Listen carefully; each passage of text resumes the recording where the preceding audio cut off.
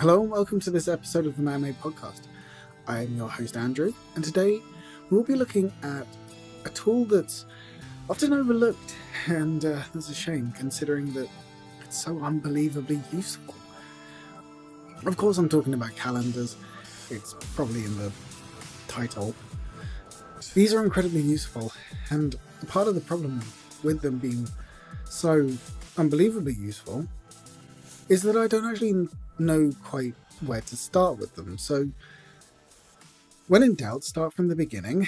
And a calendar is, for the maybe two of you out there that aren't aware, a calendar is a form of,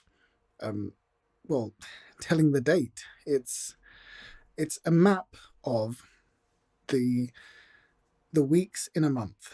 And yeah, bear with me here. So we've got 12 months. So yeah, bear with me here. We have 12 months in a year and roughly 30 days every month, give or take. So roughly we have about 4 weeks per month. So I can open up my calendar and I can open it up to the month that we're currently in, which is February. And then I can actually turn to the next month, which is March. Now, why am I saying this most basic stuff? And it's a good question, but there's actually quite a lot of power there. And most of you and I didn't actually notice it. If I turn to the month of March, I can know when the weekends are, what days those are on, and I can do that accurately. I can turn all the way to December and what dates are in December on the weekends. So for all intents and purposes, I can kind of see the future. It sounds funny when you say it out loud, but it's true. So looking at it that way, a calendar allows me to see the future, the close future, and also I'm able to see my month blocked up into nice consecutive blocks of time. And by using something like Google Calendars, it allows me to have even more precision. I can block things down to days, I can block things down to hours. This is incredibly useful. Incredibly useful for reasons I'll go into soon. So that's a calendar. And thank you for bearing with me. I like to sort of be able to set the stage before I go into what I want to talk about. And I think it's useful being able to try and look at something like this from a new perspective. Hence the very painful description that I started with. One misconception that we often start with is that by using a calendar or any sort of organization, like personal organization medium, that somehow we're being boxed in. And I'm afraid to say this isn't true at all.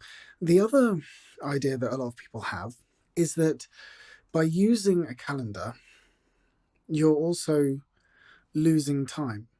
Or maybe you're worried that you don't have the opportunity to do everything you want to do. I'm afraid to say that this perspective couldn't be any further from the truth. The fact is that by using a calendar, you're actually freeing up time.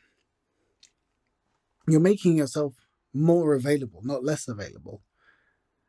And most importantly, you're able to focus on individual tasks and get things done. One way to look at it, I'll give you a personal anecdote. So now that I'm in my mid-20s, I finally decided to myself that, Andrew, it's about time you learn to drive, because let's face it, you should have done it almost a decade ago. In fact, yeah, nearly a decade ago. And it wasn't for a want of trying. I took lessons, and I actually got quite far. I was almost considering going to take my test because I had done quite a fair amount of lessons, maneuvers, all this stuff, but I never got around to it. Years later, I tried again, took more lessons, and yet again, the same thing happened. Now, the first time I went off to university. The second time I tried, I was actually in between two jobs. So, from one finishing and the other one starting, I wanted to give it a go to finish up my driving. But I ended up getting my new job quicker than I thought I would get the new job. And so, therefore, I had to yet again put it on the sideline and devote myself full time to working because I was not in the best place financially, and the last thing I wanted to do was not be employed. So, for those that believe in luck, third time lucky, I'm going to give it another go. But this time round, unlike the previous attempts, this time round I actually have planning and I have structure around the lessons that I'm going to be taking. So, what I did this time round, and this is a suggestion that I can't give to everybody, but this is what worked for me. And this goes out to people who are trying to get themselves to drive. First of all, I booked off holiday almost a year in advance because I thought to myself, I've got to sort out my license. This has to be done. And I'm going to get it done before I waste any more time not being able to drive. The second thing I did, much later on, and in fact, you know what? I don't think I did it until about last December, something like that. It was really, really close, really close. And partly because I'd just forgotten about it, because it hasn't been that long since I've started initiating these principles around organization. And even in the short time that I've been doing them, I've noticed a dramatic change in my productivity and my just general output. So at this point, I had my test booked and I had the holiday booked. My original plan was to have like an intensive course. Then I looked at the prices of intensive courses and thought, nah, it's not really worth it. And so what I ended up doing was booking like a time with an instructor completely ahead of time. So I would have a period during my booked holiday of an intensive nature and also a series of lessons beforehand so that I can get myself into it, so I can ease myself into it, but it also fits in with my work schedule and my gym schedule. So for me, that made sense. What I was able to do then was block out all of my lessons in advance, put them into my calendar, and because they are, I have like a to-do app as well, which links to it, but I have all of my reminders and stuff in my Google calendars.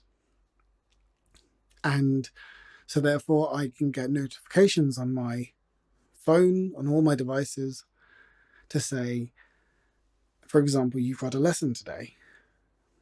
And the reason why this can be useful is, say, I might have like a few drinks after work with my work colleagues. I can say, I'm not going to drink today. Why? Because I know that I'm going to be driving this evening. And from what I've heard, instructors don't like you to show up completely wasted on, your driving lessons. What this also allowed me to do was, because I set myself a specific date. Now, more setting goals in the goal setting video that I've got planned, but I got myself something physical that I could look at, a specific date that I could point to on the calendar and say, that's when I need to be done by. So instead of it being this sort of esoteric, sort of elusive future event, I actually have a specific time, specific date that I need to be ready for. And so therefore, there is a sense of urgency, and personally for me, I work better when there is a sense of urgency to get something done. And honestly, it's better to be able to look ahead.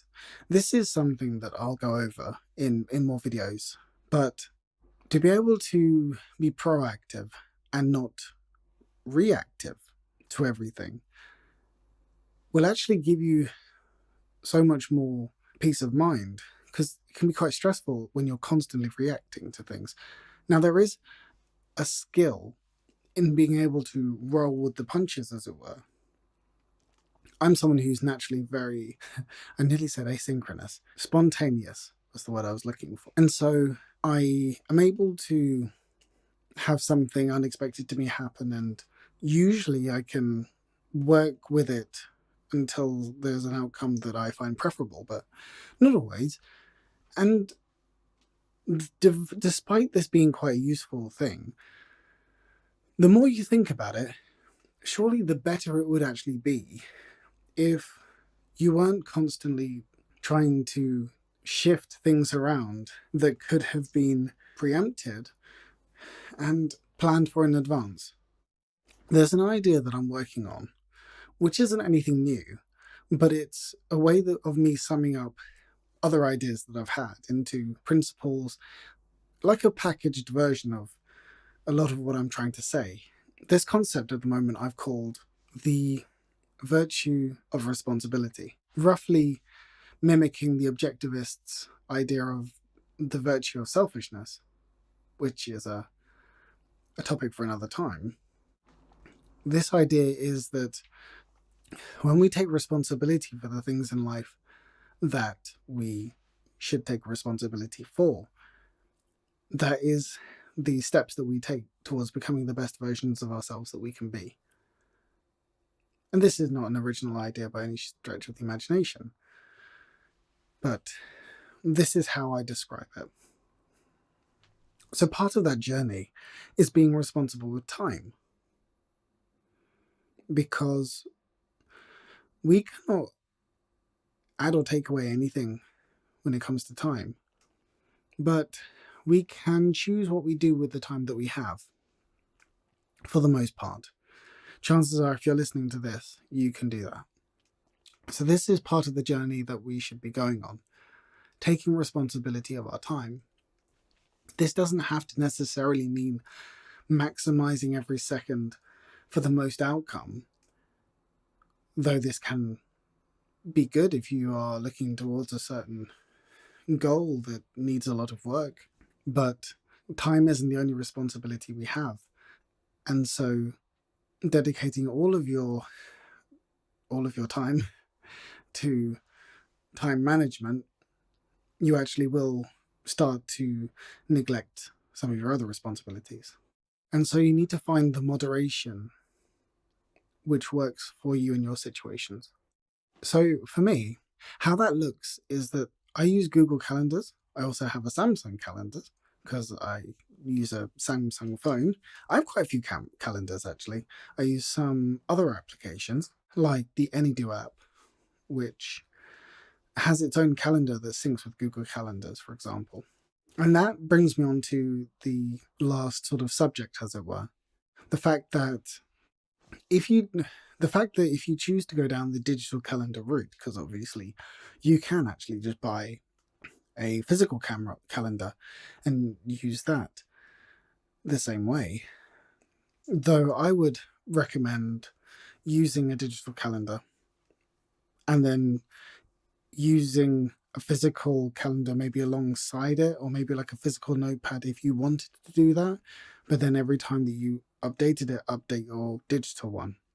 Then when you say Google Calendars for the time being, then try and imagine the best version of a day that you could physically have, like the most productive, where you've achieved the maximum amount that you could have done in a day.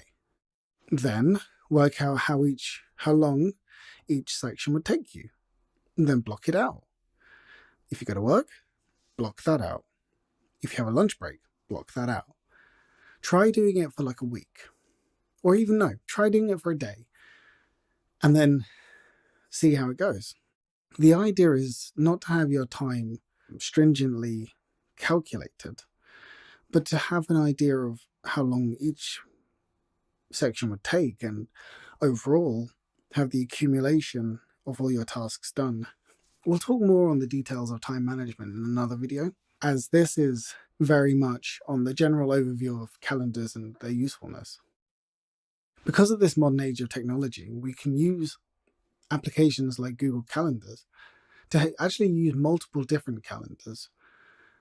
Say, for example, one for work, one that's personal, one for my school or education, one for my personal development, one specific to people's birthdays.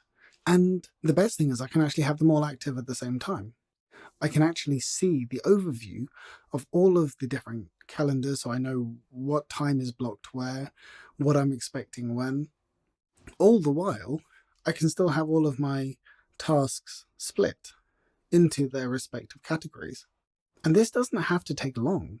It doesn't even have to be that detailed. But all it means is that you now know what is going on, roughly.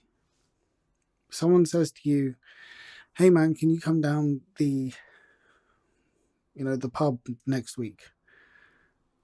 And then you can say, no, I'm afraid I can't. Rather than pull the old Andrew of, yeah man, that's fine. And then you realize you've triple booked yourself, and that there's going to be at least 2 parties that you're going to now have to explain why you're not going to be there now. Or, so in my case, I could say something like, okay, my fiance's birthday is in September. I'm going to set myself a reminder in August, on the 1st of August, and say, let's say the 15th of August, to say, have you got a present? Have you got a present? And you can set yourself a reminder as many times as you want. Like right now, it's Mother's Day soon. I had forgotten up until this point when I was talking about it. And so now I can say, I could put that in my calendar, even though Google Calendars already has a mode which has all of that stuff predefined. And so I can set myself a reminder for that to make sure that I just at least get a card. Because sometimes I do forget, and I do feel bad about it. But it could have been prevented, and that's the problem. So I hope I've made a good case to why you should start using a calendar if you don't already, and if you do, good on you. You're clearly well on your way to using your time very effectively, and I and many like me have got a lot to learn from people like you, so yeah, keep up the good work, I guess. And please do share your techniques or what makes the planning quicker and easier for you, so that we can all learn. I hope you've enjoyed this episode of the ManMade podcast. We're going to be doing more on time management, but as I myself am quite new to using a lot of these techniques, it's very much a sort of touch and go, as I've not got an awful lot of experience with many of these techniques. However, the little that I have used, I do find incredibly useful, and so I want to make sure that I pass them along. So with that said, thank you very much for listening, and please do like and follow, subscribe on the appropriate media. If you learned something, give me a thumbs up. If you want me to do more topics like this more often, please do mention. And for now, wherever you are, good morning, good evening, good night. For me, it's good night, so good night.